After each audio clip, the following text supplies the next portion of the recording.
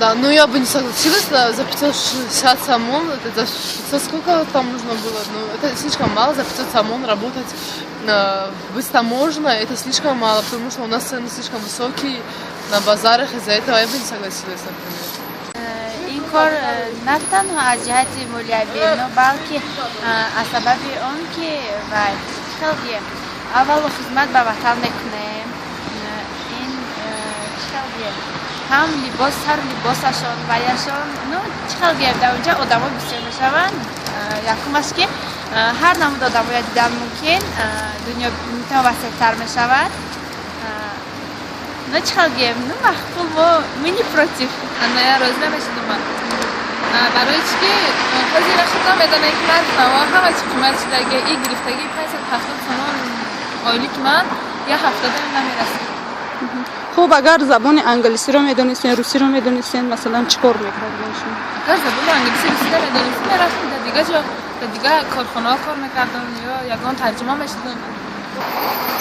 اگر از خونه اجازت هم پدر مادر برادر اول کار میکنم چون که اختیار در دست پدر مادر است از پیش خودم من نمیتونم کار کردن.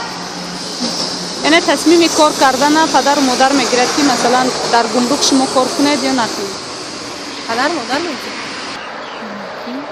خب برای چی؟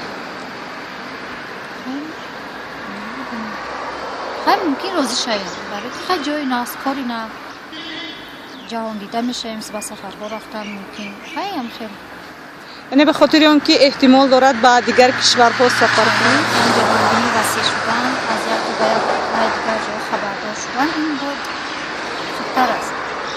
اگر معاش بلندم نباشد ممکن است به خاطر همین چیز کار کنید. قیمت شدگی خود ما نه استودنت میدونیم چه خیلی هر روز سنی میگن سنی بای میگن خیلی. اگر مثلا چقدر معاش میدادن روزی میشدین؟ 1000 سن باشه.